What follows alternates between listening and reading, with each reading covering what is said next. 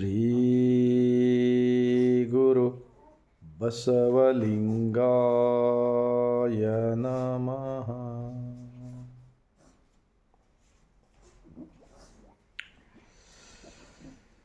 ಧರ್ಮಗುರು, ವಿಶ್ವಗುರು, 12ನೇ ಶತಮಾನದ ಪ್ರಧಾನಮಂತ್ರಿ, ವಿಶ್ವದ ಮೊಟ್ಟ ಮೊದಲನೇ ಅನುಭವ ಮಂಟಪ ಸ್ಥಾಪನೆ ಮಾಡುವುದರ ಮೂಲಕ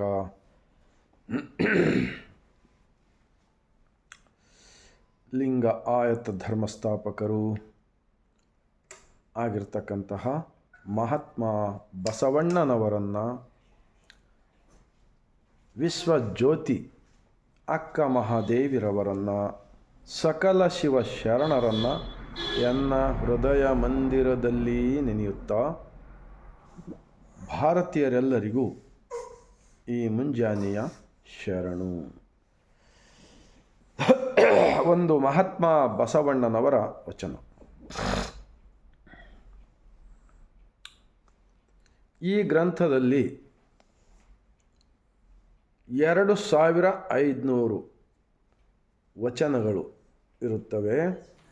100ಕ್ಕಿಂತ ಹೆಚ್ಚಿಗೂ ದುಡಿಯುವ ವರ್ಗದವರು, ಎಲ್ಲ ವರ್ಗದವರು ಕೂಡಿ ಕಟ್ಟಿದ ಅನುಭವ ಮಂಟಪದ ಶರಣರ ವಾಸಸ್ಥಳ.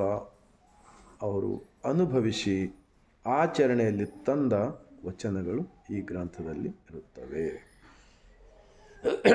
ಇವಾಗ ಅಣ್ಣ ಬಸವಣ್ಣನವರ ಒಂದು ವಚನ ದೇವರ ಕಲ್ಪನೆಯ ಬಗ್ಗೆ.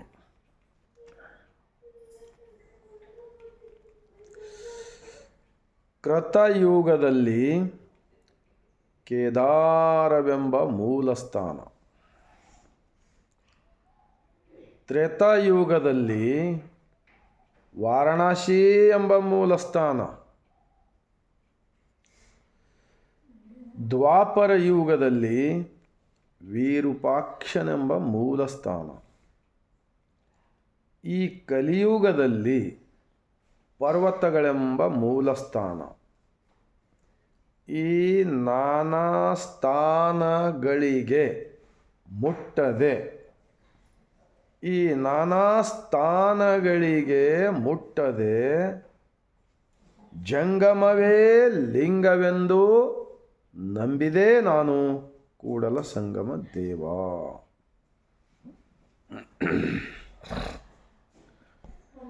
इस वचन मैं हिंदी में बोलना चाहता हूँ क्योंकि हमारा भारत देश एक मानसिक गुलाम होकर बैठ गया भगवान के बारे में. इसी की वजह से हजारों जातियाँ बन गए. इसी की वजह से लोग परेशान हैं. अज्ञान में डूबकर मरते जा रहा है रोज का रोज.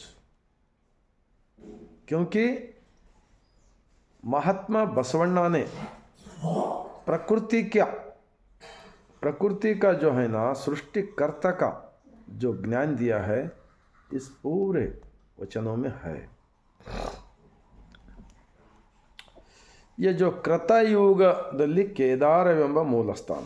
कृतयुग अभी कितने, ये चौथा युग है. कृतयुग में केदारनाथ, बद्रीनाथ, वहाँ पर ही भगवान है बोल के लोगों को बताया गया है.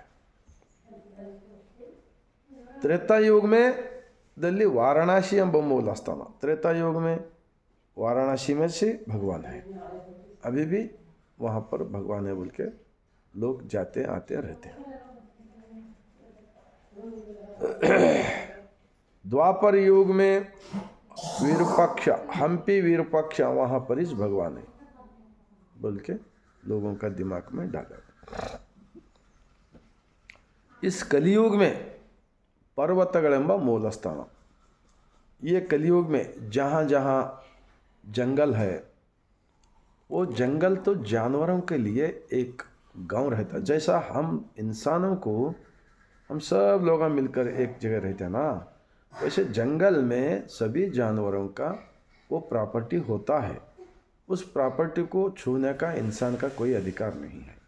अगर वो जंगल जाकर पूरा एक भगवानों का एरिया बन गए तो लोग वहाँ पर जाना आना ज़्यादा हो जाएगा और जंगल ख़त्म हो जाएगा, जानवर ख़त्म हो जाएगा, फिर प्रकृति में विकोप हो जाएगा।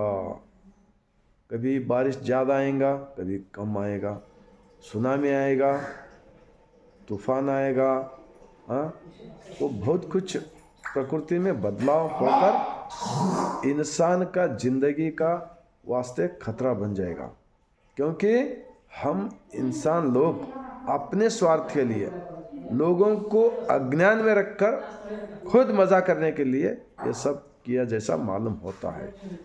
इसीलिए महात्मा बसवण्णा ने इस वचन में क्या कहते हैं, मैं ये चारों जगह पे मैं भगवान है बोलकर नहीं मानता। मैं भगवान को कहाँ पर मानता हूँ? हमारा पड़ोस में जितने भी इंसान जानवर, हमारा गांव के अंदर जितने भी लोग हैं, वो पूरे लोगों में मैं भगवान को मानता हूँ। इसलिए उनके ऊपर मैं कोई अन्याय नहीं करता हूँ, उनके साथ मैं झूठ नहीं बोलता हूँ, उनका कोई चोरी नहीं करता हूँ, उनके बारे में निंदा नहीं करता हूँ, उनके बारे में बुरा कौन सा भी बुरा नहीं सोचता हूँ, क्योंकि मेरा सभी आजू बाजू में रहने वाले सब भगवान की स्वरूपी है। ये क्या महात्मा बसवण्णा का विचार दुनिया को मानने वाला, दुनिया मानने का जो ये विचार है, इसका प्रचार क्यों नहीं किया? अब हमारा पूरे दुनिया के बसवेश्वर का अभिमानी लोग हैं, सब लोगों की तरफ से मेरा एक क्वेश्चन, अगर भगवान वहाँ पर यहाँ पर है, महात्मा बसवण्णा भी जी प्रधानमंत्री थे, उन्होंने चाहे तो बहुत सारे मंदिरा बना सकते थे, लेकिन मंदिरा क्यों नहीं बनाया? और उनके और एक वचन है, ಉಳ್ಳವರು ಶಿವಾಲಯ ಮಾಡುವರು ನಾನೇನು ಮಾಡುವೆ ಬಡವನಯ್ಯ ಎನ್ನ ಕಾಲೇ ಕಂಬ ಎನ್ನ ಈ ದೇಹವೇ ದೇಗುಲ ಎನ್ನ ಈ ಶಿರವೇ ಹೊನ್ನದ ಕಳಸವಯ್ಯ ಕೂಡಲ ಸಂಗಮ ದೇವ ನೀ ಕೇಳಯ್ಯ ಸ್ಥಾವರಕ್ಕೆ ಅಳಿವು ಉಂಟು जंगमಕ್ಕೆ ಅಳಿವು ಇಲ್ಲ। आजकल जंगम का अर्थ अनर्थ हो गए। जंगम बोले तो हम किन से पैदा होकर आए हैं, हमको पैदा करे से वाला कौन है, हमारा अंदर कौन है, ये समाज क्या है, सब हमारा भी भला होना, सबका भी भला होना, वो सही रास्ते पर चलने से ऐसा समझकर कौन जीता है, वो सारे लोग जंगमिच होता है, कोई कास्टिज्म नहीं है जंगम में। इसलिए ये शरीर ही एक मंदिर है बोले ना, झूठ है क्या? ये शरीर ही मंदिर है, ये शरीर ही देवस्थान है, ये शरीर ही देवालय है। इसीलिए ये सही समझने के वास्ते महात्मा बसवण्णा जी ने मंदिर की बदले में अनुभव मंडप स्थापने किया है 12वीं शताब्दी में बसवा कल्याण के अंदर कर्नाटक में। ये विचार सारी दुनिया को अभी मालूम करे तो ये दुनिया कि लोग अच्छा तरीके से जी सकते हैं, ये मैं गारंटी देता हूँ। अरिवे गुरु देहवे देवालय कायकवे कैलाश वर्क हिज वर्शिप, इतना सच्चा बोलने के बाद में भी ये सही विचार हम लोगों का फ़र्ज़ है, हम सच्चा समझना, दूसरों का सच्चाई बताना, और जब तक जिंदा रहेंगे हम अपना गलतियों को सुधार लेकर चले तो सबका भला हो सकता है। बोलते हुए आप सबको इस लास्ट का मैं इतना विनंती करता हूँ, ये वचन है शरणों का लिखे सो वचन, ये सारी दुनिया में सही होता है। 2 + 2 4 होता है ना, वैसा वचन पूरे, हमसे गलती हो तो सुधार लेंगे, लेकिन वचन में कोई एक बाल बराबर भी झूठ नहीं है बोलकर मैं यहाँ से बोलता हूँ। इसीलिए मेरा एक ही विनंती है, हमारा भारत देश के सम्मान्य श्री नरेंद्र मोदी जी, प्रधानमंत्री नरेंद्र मोदी जी, ये सारे वचन उन्होंने पढ़े और उनकी सभी को ये विचार बताए और सारी भारत देश के अंदर फॉलो करने के वास्ते हर गांव में अनुभव मंडप स्थापना किए करे। तो मैं समझता हूँ इस धरती पे आकर, और एक वचन बोले महात्मा बसवಣ್ಣ, ಆನೆಯನ್ನೇರಿಕೊಂಡು ಹೋದಿರಿ ನೀವು, ಕುದುರೆಯನ್ನು ಏರಿಕೊಂಡು ಹೋದಿರಿ ನೀವು, ಕುಂಕುಮ ಕಸ್ತೂರಿ ಹೋಸಿಕೊಂಡು ಹೋದಿರಿ ಅಣ್ಣ, ಸತ್ಯದ ನಿಲುವನ್ನು ಅರಿಯದೆ ಹೋದಿರಲ್ಲ, ಸದ್ಗುಣವೆಂಬ ಫಲವ ಬಿತ್ತಿ ಬೆಳೆಸದೆ ಹೋದಿರಲ್ಲ, ಅಹಂಕಾರವೆಂಬ ಸದಮದ ಗಜವೇರಿ ವಿಧಿಗೆ ಗುರಿಯಾಗಿ ನೀವು ಹೋದಿರಲ್ಲ, ನಮ್ಮ ಕೂಡಲ ಸಂಗಮ ದೇವನ ಅರಿಯದೆ ನರಕಕ್ಕೆ भाजनार आदिरल्ला। इतना महात्मा बसवಣ್ಣ ने क्या कहता है, कोई भी स्थान पे हो, एमएलए हो, एमपी हो, मंत्री हो, मुख्यमंत्री हो, प्रधानमंत्री हो, राष्ट्रपति हो, राज्यपाल हो, कोई ज्ञानी, कोई भी लोग हो, वो सब लोग हमारे महात्मा बसवಣ್ಣ का बसवा कल्याण का अनुभव मंडप के वचन 23 भाषा में है। सब लोग पढ़ना चाहिए। और ये अंधभक्त, ये मूढ़ नंबिके, ये जो भगवान के बारे में बहुत बड़ा कन्फ्यूजन है भारत देश के अंदर, ये सब निकाले तो यहाँ के लोग जो चोरी करने वाले, एक दूसरों का जान मारने वाले, झूठ बोलने वाले, ये पूरे लोग कम कर सकते हैं। कम होकर हमारा भारत देश एक अच्छा देश बना सकते हैं।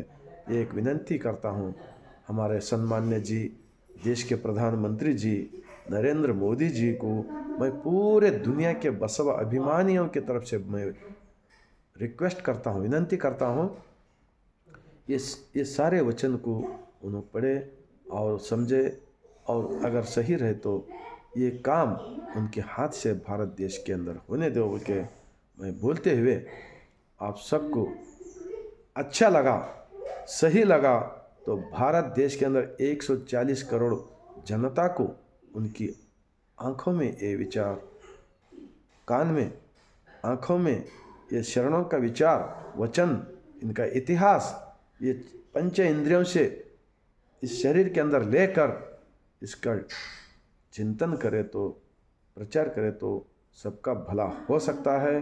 अब बसवा कल्याण के अंदर नया अनुभव मंडप हो रहा है गवर्नमेंट की तरफ से। ये अनुभव मंडप हमारा भारत के पूरे राज्य के लोगों को मालूम होगा करना हमारा एक फर्ज बनता है। बोलते हुए आप सबको लास्ट में सर झुकाकर मैं शरण करता हूँ।